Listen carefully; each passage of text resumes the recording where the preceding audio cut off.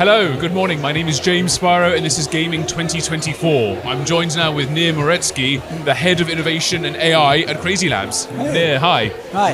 Thank you so much for taking the time. So I'd like to start first by asking exactly about CrazyLabs and what you folks do in the field of gaming. So CrazyLabs is one of the top 3 publishers worldwide. Of course, we specialize in mobile games and maybe even more in hyper-casual and hybrid casual games, although we have a few very successful casual games also. And in the last 2 years, we had a few top charts hits in both hybrid and hyper-casual charts. Okay, wonderful. Thank you. Now we're here today. It's a big event. Each year we celebrate the gaming industry, and a big part of that is AI, of course. What role does AI play for you folks, and how does it affect the user experience in this casual gaming ecosystem? Well, I think today most of the AI efforts are aimed to the production side and less to the game design or, let's say, game experience. We do experiment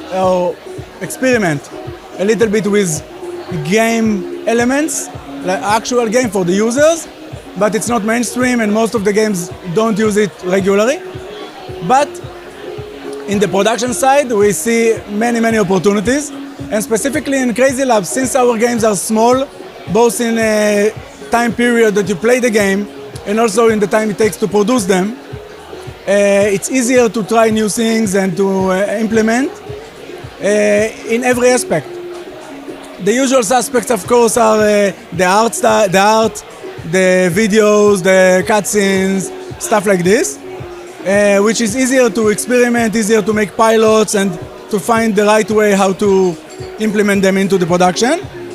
But of course, also on the data side and other different or let's say more experimental sides of using AI, the story, localization, stuff like this. And it's all the time we have this balance between the curiosity of what we can do with it to the responsibility, so how not to risk the effort. So what impact is that having on the gamer themselves? What impact are they seeing? What are they expecting now from the games they play? What does that look like now? I think maybe a good example, although it's a little bit boring one, is that when we used to work on hyper-casual games in the past, since we want to go to a huge crowd, we just lately get to the point of 7 billion downloads. Wow. Which is crazy. The world is 8.1. Yes, of course, not everyone is installed our games, but some people installed more than one. But yes, and in order to get to this huge crowd, you need to be very international with your games. So language is a problem. We tried to avoid using words or using voiceovers because it's a hard work to later translate it or to localize it to different countries.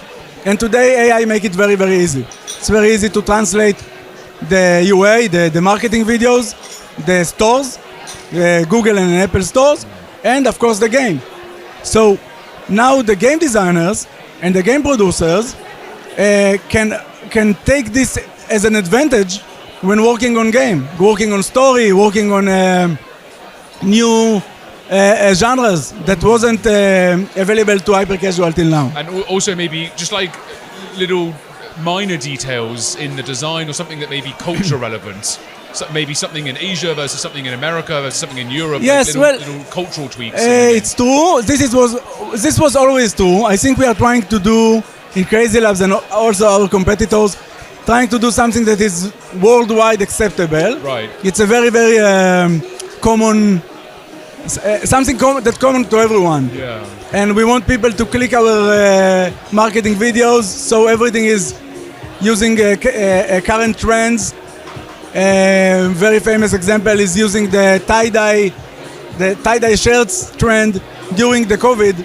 A lot of people do it at their home with their kids, and we very fast gamified it into a game that now have around 200 million players. It's crazy. Calculated, yes. It's CrazyLabs.